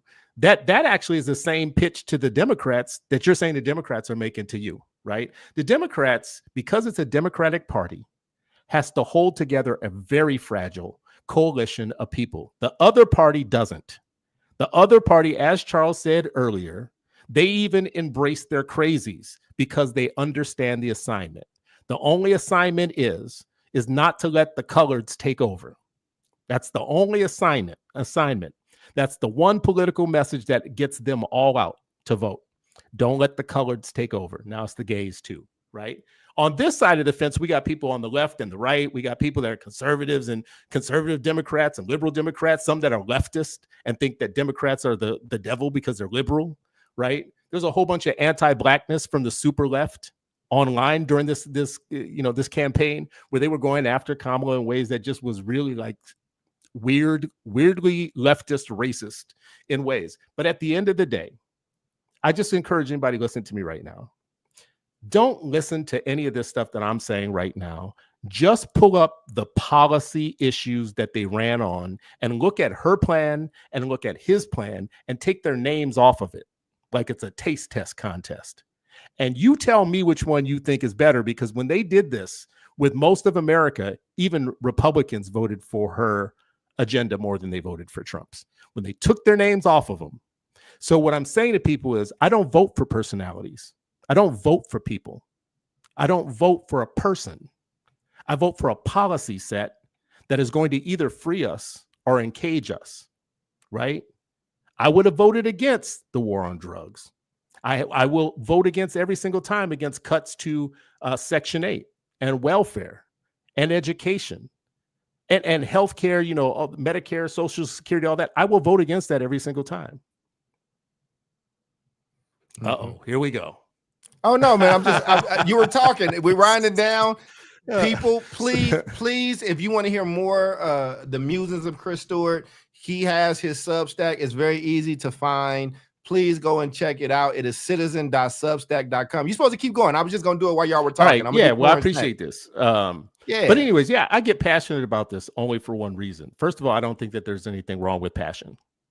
Absolutely right? not. So people trying to play you're getting emotional about this. Hey, that's fine. Like it's another culture that thinks there's something wrong with being passionate about these things or whatever. I didn't grow up in that culture, right?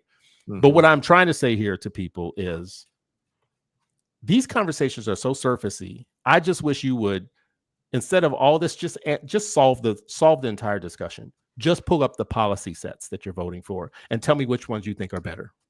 Because it's the policies that are actually going to happen. It's not the people or the personalities or any of that type of stuff, right? Do you want unemployment or do you not want unemployment? Do you want to double the national minimum wage or do you not? How many millions of people would be doing better off if we did that right now? Millions of people right now. Do you want that or do you not want that, right? Do you want Medicaid or do you not want Medicaid? See, some of these things get like savagely easy to settle these discussions. I don't like any of these people. It's a good thing I'm not voting for people because I don't like any of them. I told you, Charles, you have to remember this. I told you in Memphis, I think Biden should stay in. I don't like Kamala. I don't like the way she talks. I don't like the way about it. She's done thing and whatever. And then she got in the race, and I was like, well, You know, listen, I just got to, I don't have to like her. I do not have to like her.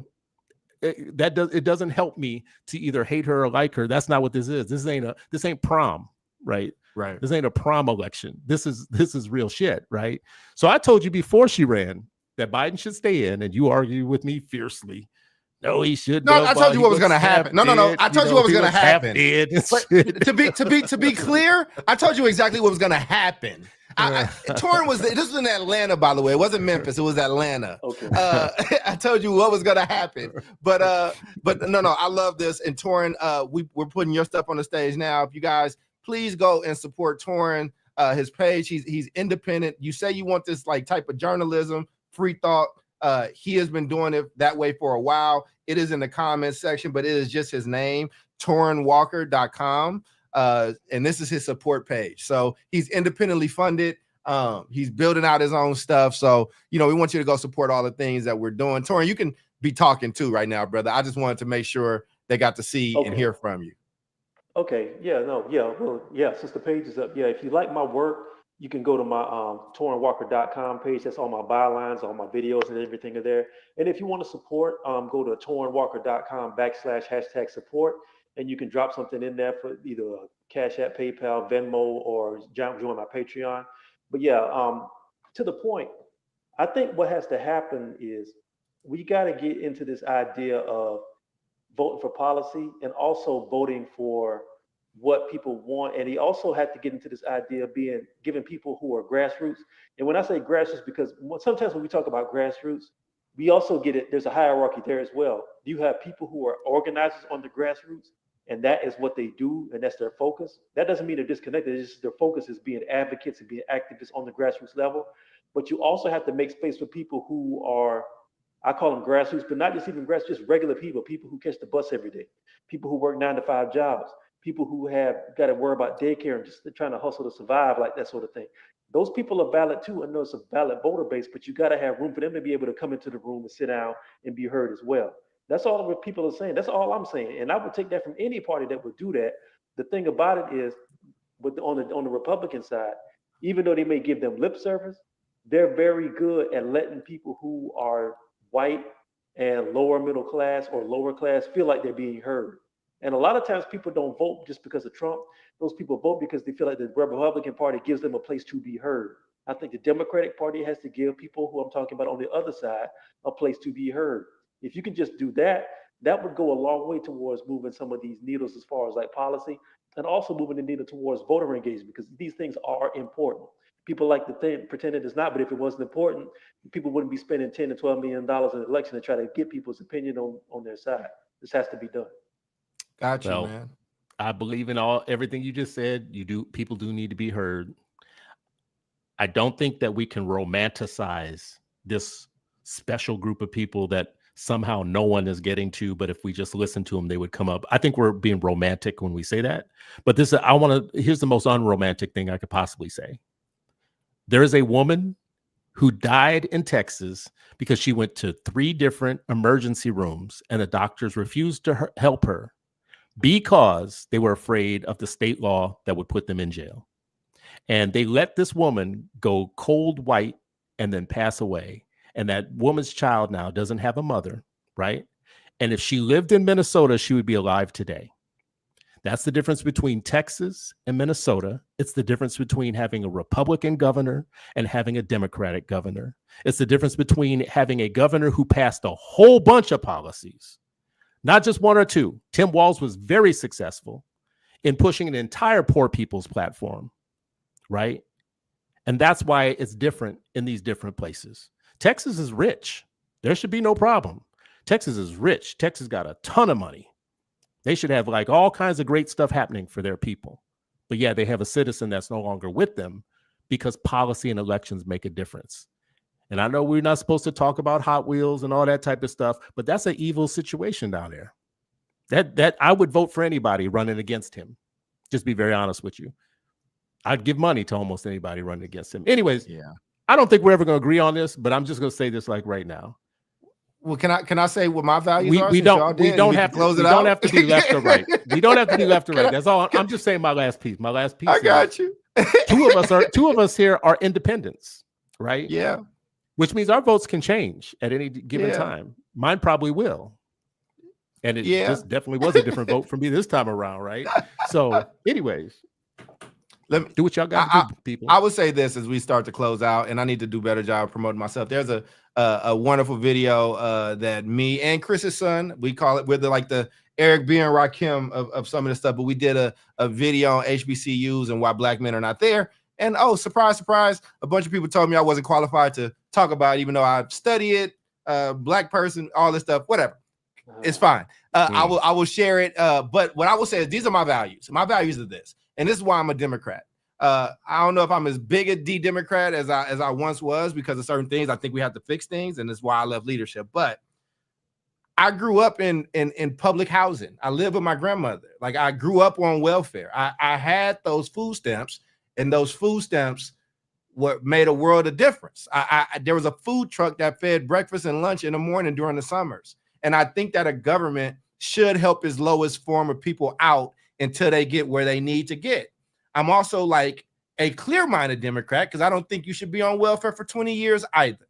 I am somebody that believes that the taxes that we pay should go to social programs that help us improve. I believe that people should be able to marry who they want. Black people should be able to marry whoever they like, regardless of what I think or anybody else thinks about it. I think that gay people should have rights and be able to love who they want. But I also don't want to trade a right-wing bully for a left-wing one. So I want you to have the rights, and I'm gonna fight for it. But you don't get to tell me what I got to put in my email, or I'm not any. I'm a hateful person. Like, I think that there are like real issues here, and I'm a Democrat because I believe in the values that we once had that connected to the everyday person, the everyday worker. I don't expect to be a millionaire multiple times over. I pay taxes. Like, I don't just get taxed. Like, I also write a check to the tax man. So I do want those things to go to a certain place. And what I will end this on is I love this 3 the Hard Way experiment that we're doing with 3 brothers who got real love for each other, who are 3 smart people who don't agree on a lot, but the one thing we do agree on, and we hope that you continue to come with us, is that 1, we love our people. 2, there might be different ways to get there, but we see the same pearly gates. We see the same thing where our people are finally getting their just due. And these 2 brothers, I will speak for them both. They take arrows and shots every single day, standing up for black people.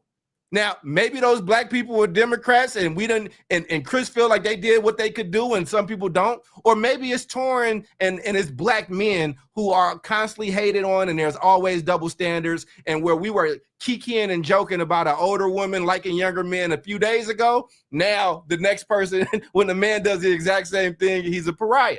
But I will say thank you to all the people that came with us, and we hope that you feel like you're part of the conversation. Hopefully you found some kinship and some disdain for all of us at some point in time. This has been 3 the Hard Way. For Torraine, for Chris, I am Charles, and we will see you all next time. Peace out. Peace.